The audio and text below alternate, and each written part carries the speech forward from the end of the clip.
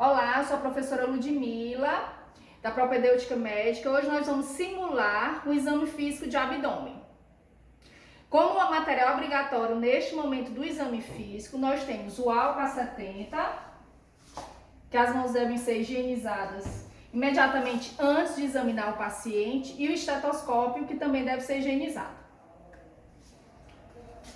Normas de vestimenta: eu preciso estar com as unhas curtas e sem adornos, certo? Cabelos presos, jaleco identificado e sapatos fechados.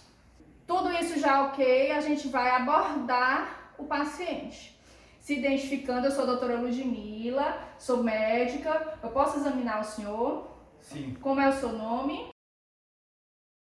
Qual a sua idade? 52 anos. Pronto. Após o aceite do paciente, a gente pede que o mesmo se deite em decúbito dorsal, por favor, se deite.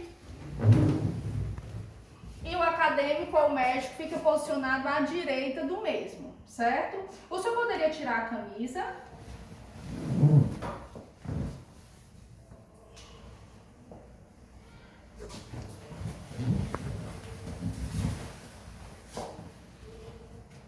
Lembrar sempre de deixar o paciente o mais confortável possível. A gente coloca, com licença. Pacientes do sexo masculino facilmente retiram a camisa, mas sempre a gente pede e o paciente tem que aceitar. Pacientes do sexo feminino, a gente deixa com o sutiã ou com a blusinha levantada, e conforme você vai examinando a paciente, você vai despindo de acordo com a necessidade. Uma pausa. O exame físico do abdômen ele é dividido em 4 partes: inspeção, ausculta, percussão e palpação, que deve ser feito exatamente nessa ordem. Vamos agora começar a inspeção. O paciente já está em decúbito dorsal. Em geral, a gente coloca um travesseiro para o paciente ficar mais confortável, fica em torno de 30, 45 graus no máximo. Pacientes com os braços estendidos ao longo do corpo e pernas estendidas. Evitar que o paciente cruze as pernas. Para examinar o abdômen, nós devemos também lembrar da anatomia. O abdômen pode ser dividido em 4 formas. No entanto, a gente vai se deter mais a duas formas de divisão, em que fazemos 2 linhas perpendiculares na cicatriz umbilical, em que eu vou conseguir dividir o abdômen em quadrante superior direito e esquerdo e quadrante inferior direito e esquerdo.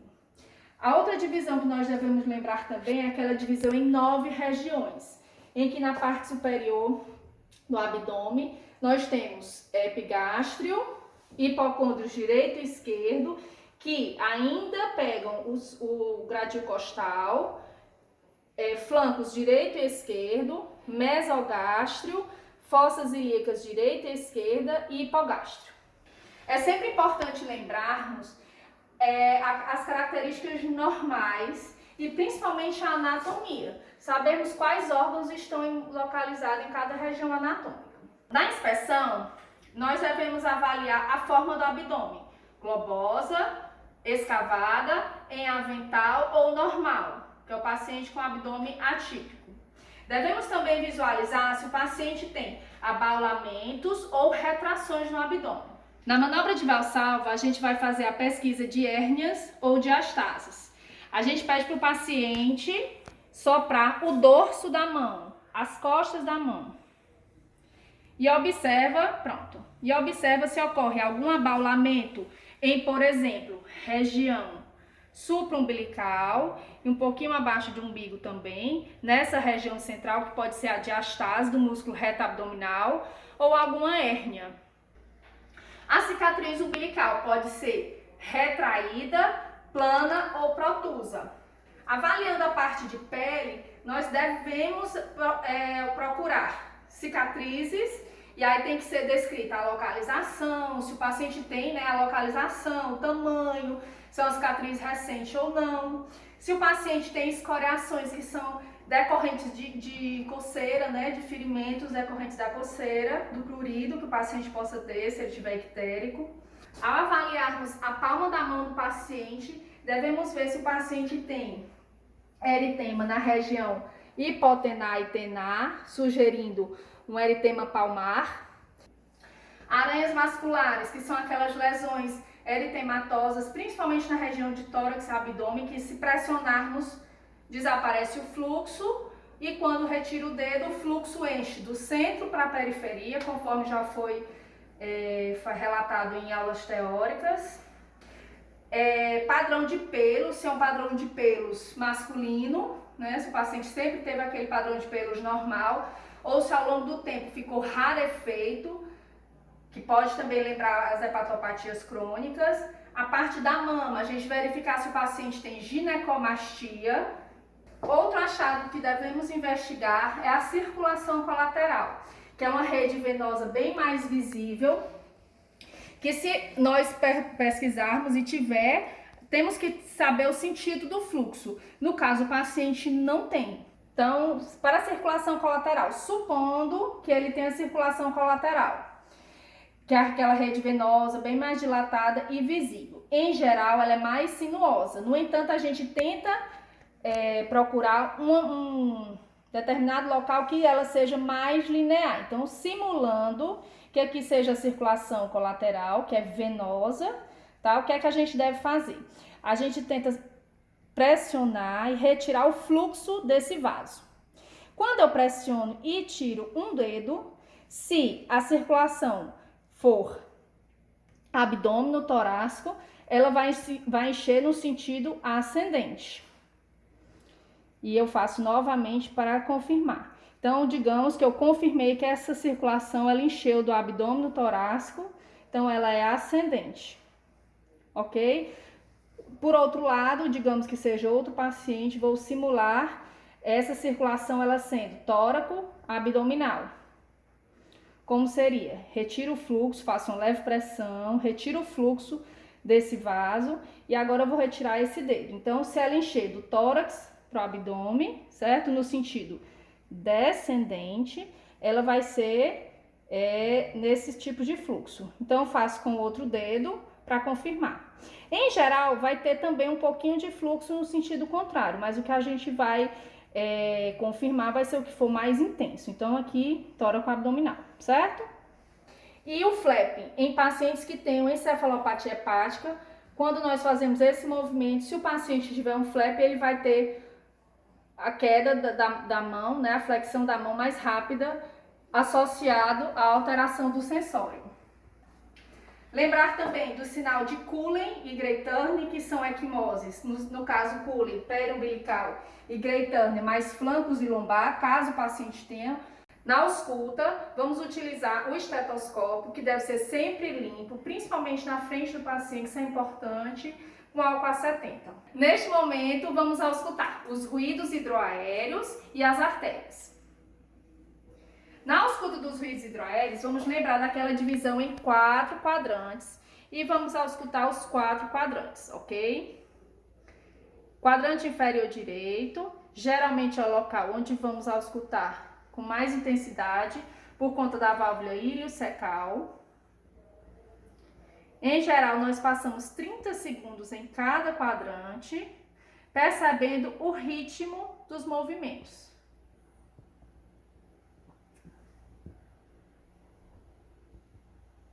Eles podem ser classificados em hipoativos, normoativos ou hiperativos. Existe ainda o silêncio abdominal, que o paciente não tem nenhum ruído após ter sido auscultado cada foco, os 4 quadrantes, 5 minutos em cada foco. Passando para a parte das artérias, nós vamos auscultar a artéria aorta abdominal, um pouco mais lateralizado ainda abaixo do gradil costal, artérias renais e as ilíacas. Sempre tentar comparar um lado e outro, tá? Sempre à procura de sopros abdominais. Agora vamos iniciar a percussão. É um movimento simples, no entanto que requer bastante treinamento. Vamos precisar das 2 mãos. Eu sou destra, eu vou colocar a mão esquerda sobre o abdômen do paciente. No entanto, o único dedo que vai encostar vai ser o que eu vou percutir, ok? Então, É um movimento simples, mas requer um pouco de treinamento. O grande segredo da percussão é o punho solto, em que você vai, o dedo flexor vai percutir no dedo flexímetro. 2 golpes e você consegue ouvir o som. Durante a percussão, o dedo que vai ser percutido tem que estar em contato direto com o abdômen e os outros levemente elevados. O dedo flexor é o que percute e o flexímetro é o que está em contato com o abdômen. O grande segredo do movimento é realmente o punho, em que você tem que deixar o punho bem solto. Então, 2 golpes e você consegue perceber o som.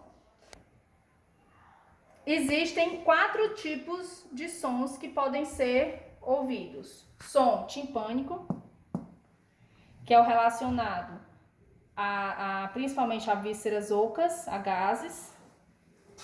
Som maciço, que eu vou conseguir em vísceras maciças. E o som claro pulmonar. O submaciço, quando estivermos fazendo a hepatimetria, vai dar para perceber. Na percussão geral do abdômen, é importante percutirmos o abdômen de um flanco a outro, todo o abdômen, abaixo do rebote costal, acima de cristas ilíacas, para pesquisarmos principalmente o som timpânico. Existem 2 formas de fazer a percussão geral. Em leque, em que você vai percutindo em linhas em todo o abdômen, ou em espiral a partir da cicatriz umbilical. Lembrando sempre de fazer todo o abdômen nas 2 maneiras. Em leque, sempre 2 golpes, evitando crista ilíaca, sempre abaixo de rebordo costal.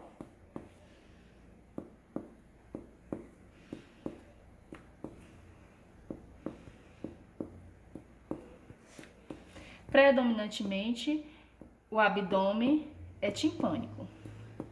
Se acharmos alguma maciez localizada, pode ser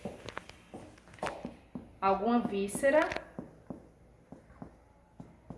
massa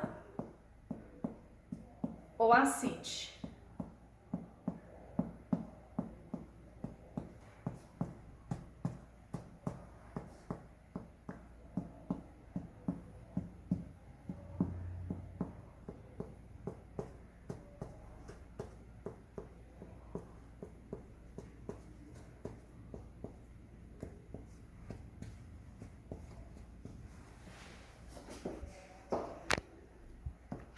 A percussão em espiral deve ser feita em todo o abdômen, da mesma forma que a em leque.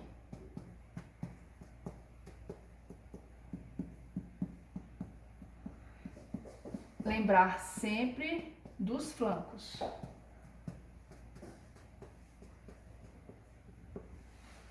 A percussão hepática deve ser feita no paciente do sexo masculino, preferencialmente sem camisa, mas nas pacientes do sexo feminino, você pode mantê-la com o sutiã ou um lençolzinho cobrindo as mamas e você, ao longo do exame, você vai tentando retirar.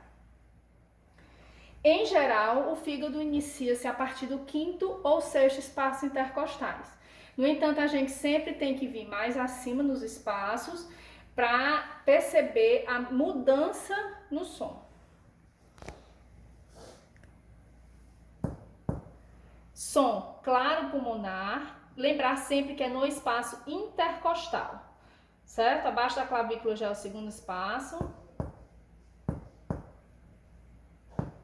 Som claro pulmonar.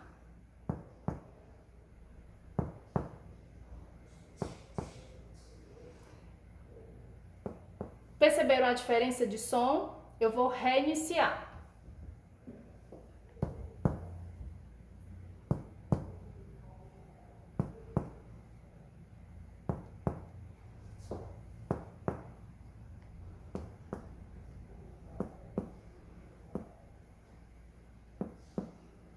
já voltou a ser timpânico.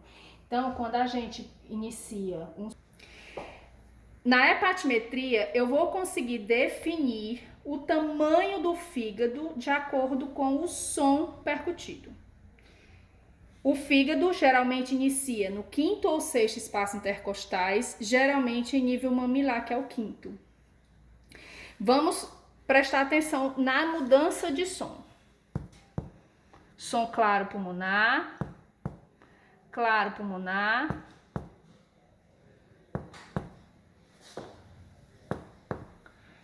Conseguem perceber a diferença de som?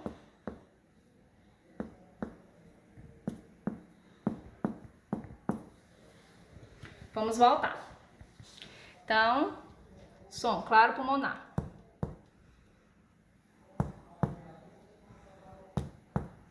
Após o nível mamilar, você lateraliza um pouco a percussão. Esse som mudou bastante. Som maciço. Vamos voltar um pouquinho para vocês verem perceberem a diferença do anterior. Abafou um pouco. Claro, claro. Mudou um pouco. E aqui mudou muito. Maciço.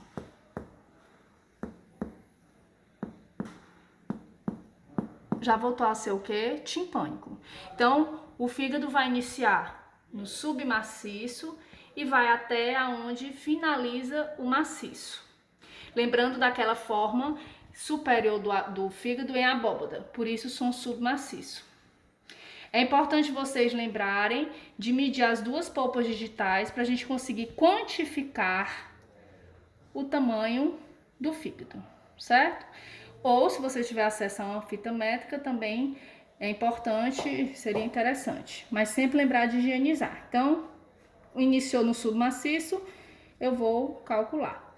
Em geral, em LM clavicular, o fígado mede de 6 a 12 centímetros e apêndice tifoide de 4 a 8 centímetros.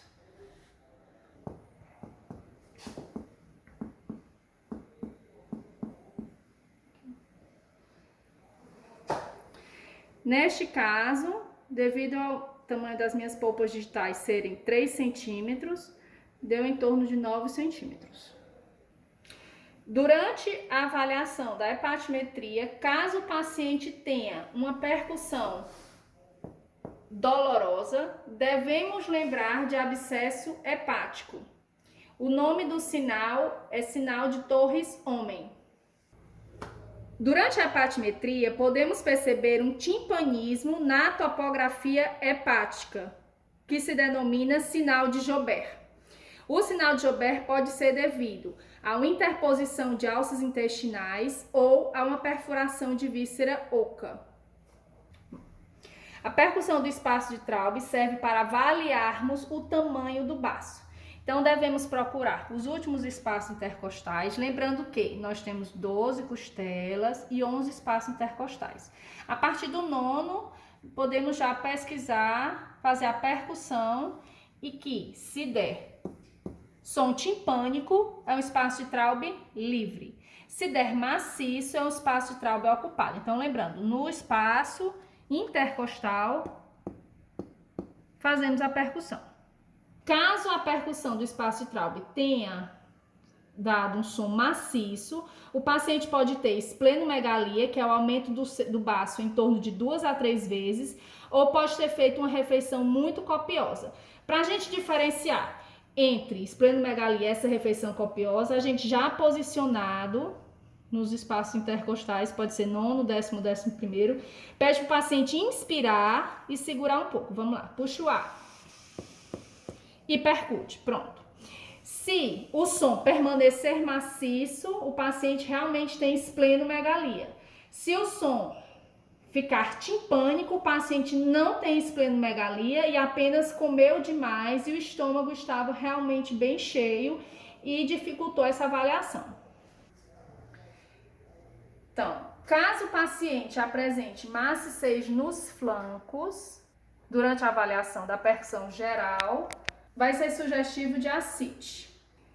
Durante a avaliação da percussão geral do abdômen, se nós encontrarmos o som maciço, principalmente em região de flancos, devemos fazer a pesquisa de ascite, que vai iniciar pela avaliação do sinal do piparote, em que nós vamos pedir para o paciente colocar a borda cubital da mão em linha média e vamos dar um golpe de um lado do abdômen e sentirmos na palma da outra mão esse golpe.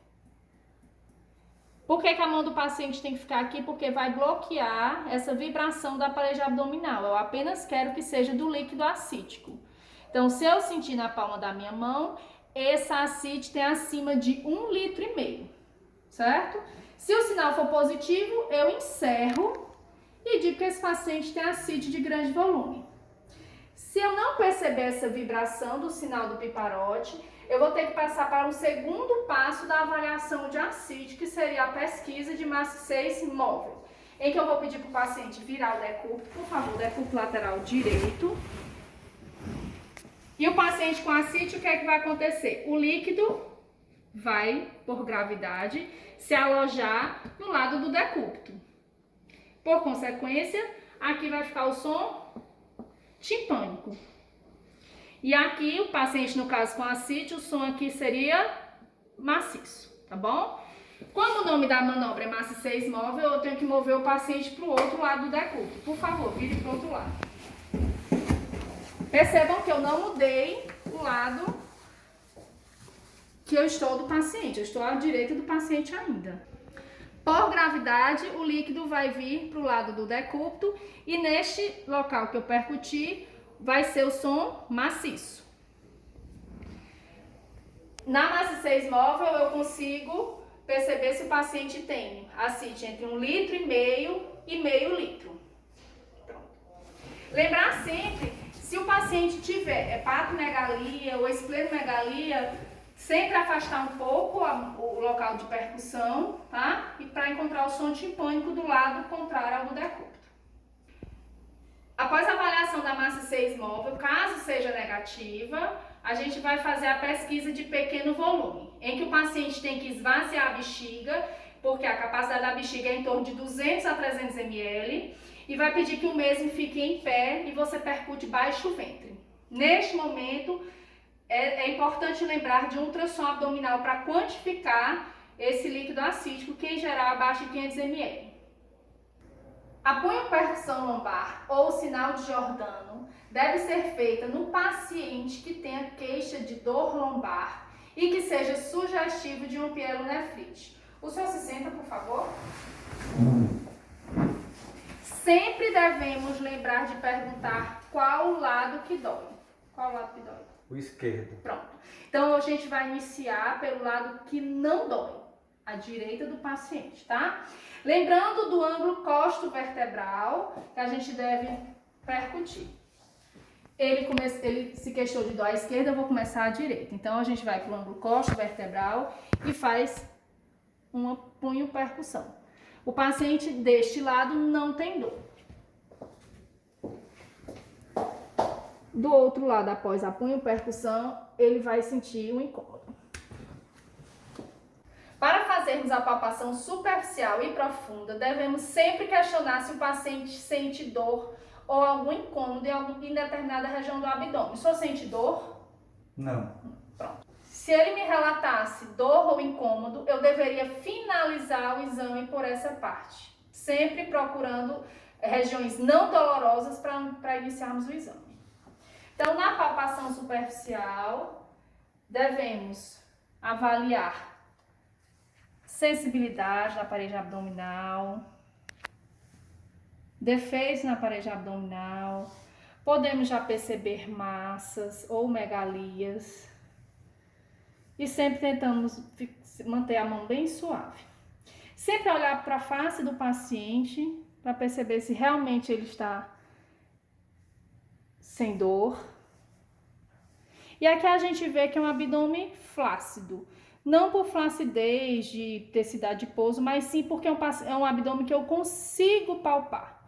Por favor, trava o abdômen bem forte. Aqui a gente vê que já tem uma dificuldade para palpar. E aqui ele está com defesa voluntária, porque eu pedi para ele realmente contrair o abdômen. Mas o paciente que está com defesa involuntária, por exemplo, um abdômen agudo, o paciente fica com esse abdômen tenso, em tábua, que a gente não consegue palpar. A palpação pode ser monomanual, bimanual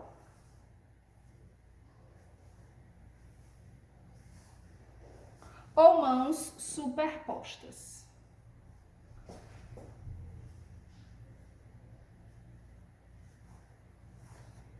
Essa de mãos superpostas, eu acredito que seja melhor para a parte de palpação profunda.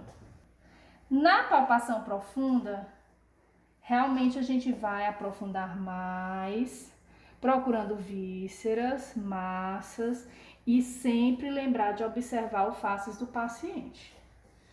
Se o paciente está sentindo dor, está sentindo algum incômodo? Não. Então, vocês estão vendo que eu estou palpando todo o abdômen. Então, o que é que a gente pode finalizar na palpação superficial profunda, que é um abdômen flácido, indolor, sem massas ou visceromegalias palpáveis. Para a palpação do fígado, nós dispomos de duas manobras. Manobra de Mathieu ou Engarra e manobra de Torres-Lemos. Vamos começar pela Torres-Lemos. Levante um pouquinho, por favor, o dorso. Em que pode deitar. Que eu coloco a mão sobre o dorso do paciente e vou tentando palpar a borda hepática de acordo com o movimento respiratório, a inspiração do paciente. Lembrando que a hepatimetria, a gente percebeu que não ultrapassou o rebordo costal. Mas, de todo jeito, eu sempre venho um pouquinho mais abaixo, porque quando inspiramos, o diafragma desce, aí eu posso palpar a bordinha do fígado, certo? Só puxo o ar, por favor. Inspirou, entrou, expirou, saiu. Vamos novamente, puxo o ar, solta, respira, solta. Não consegui palpar. A outra manobra de palpação do fígado é a manobra de Mathieu ou Engarra, em que você dá as costas para o paciente, coloca a palma da mão sobre o rebordo costal e com os dedos vai no movimento Engarra, realmente tentando palpar a borda hepática.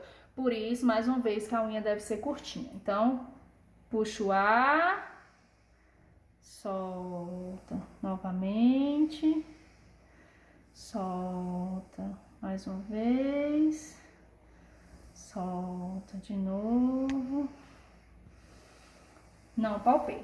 Se a borda do fígado for palpável, eu tenho que descrever algumas características. Se a borda é fina ou romba, se a consistência é endurecida ou pétrea, fibroelástica ou amolecida, se a superfície é lisa ou nodular, se o fígado é sensível, se o paciente teve dor ou não, e o tamanho além do rebordo costal, que eu consegui palpar esse fígado.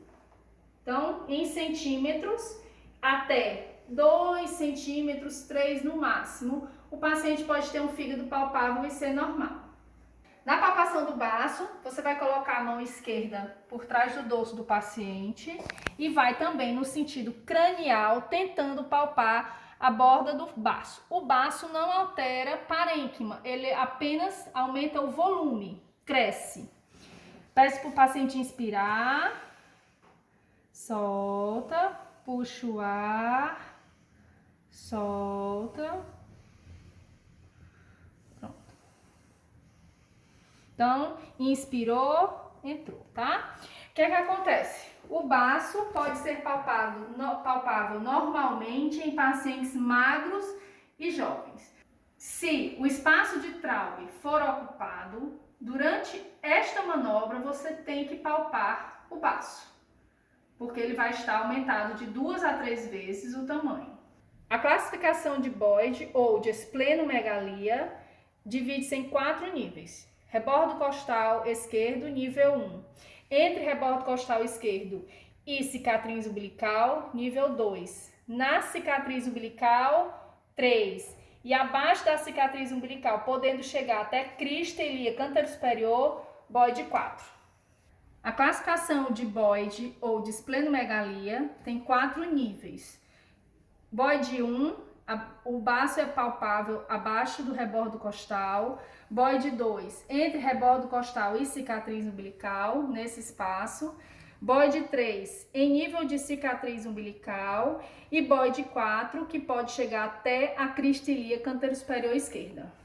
A manobra de Schuster deve ser feita quando o paciente apresenta esplenomegalia evidenciada no espaço de traube ocupado. No entanto, nessa manobra inicial do baço, nós não conseguimos palpar, por diversos motivos. Ou o paciente é obeso, ou o paciente tem uma ascite muito volumosa e não foi possível palpar. O que é que a gente vai fazer? Pede para o paciente virar para o lado direito, decúbito lateral direito, perna direita estendida, fica retinha essa perna, e perna esquerda fletida, mãos sobre a nuca.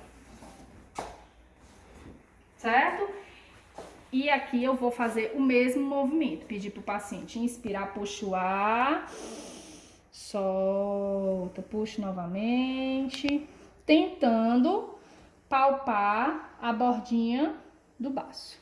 Para pesquisarmos o sinal de Murphy, devemos localizar o ponto cístico, que seria a interseção entre a linha M clavicular e o rebordo costal, ou borda lateral do músculo reto abdominal com rebordo costal, ou uma linha imaginária que traçamos da crista ilíaca antero superior, passando pela cicatriz umbilical até o rebordo costal.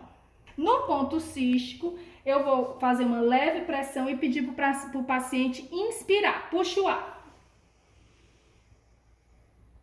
Pronto, pode soltar. Se o paciente não sentir dor, sinal de Murphy inexistente. No entanto, se o paciente suspender a inspiração por dor, sinal de Murphy presente. Para a pesquisa do sinal de Bloomberg, devemos localizar o ponto de McBurney, em que vamos traçar uma linha imaginária da crista ilíaca antero superior até a cicatriz umbilical, dividir em 3 partes, e no terço lateral é o ponto de McBurney. Neste ponto, nós vamos fazer uma descompressão brusca, que se for dolorosa, ou seja, DBD, descompressão brusca dolorosa, o paciente vai ter sinal de Bloomberg, certo? Então, eu vou comprimir e o paciente não deve, pode até ter dor, mas a dor que me importa é quando eu solto brusco. No caso, ele não teve dor. O sinal de Rovesing é o sinal mais específico para apendicite, pois nós vamos deslocar uma coluna de ar no sentido anti-horário. E caso o paciente tenha apendicite, ele vai queixar-se de dor em apêndice tifoide ou quadrante inferior direito. Recapitulando, eu vou deslocar a coluna de ar no sentido anti-horário. O paciente tem que ter dor em quadrante inferior direito. O sinal do obturador deve ser feito com a perna já fletida, em que devemos rotacionar internamente a coxa e o paciente vai ter dor abdominal. O sinal do Psoas precisa da ajuda do paciente. Ele vai fazer a flexão ativa e eu vou fazer resistência contra esse movimento. Pode ser feito com a perna estendida ou a perna fletida, que eu mostro já. Vamos lá, o senhor puxa a perna para o senhor e eu vou fazer resistência contra o movimento. Vamos dobrar? E agora com a perna fletida. Vamos lá, o senhor puxa e eu baixo. Certo? Caso o paciente tenha dor abdominal, é mais um indício que o paciente tem irritação peritoneal. Caso tenhamos palpado uma massa, devemos classificá-la em 7 tópicos: localização, forma, tamanho, sensibilidade, consistência, se é uma massa sólida ou líquida, aderência ou mobilidade e pulsatilidade.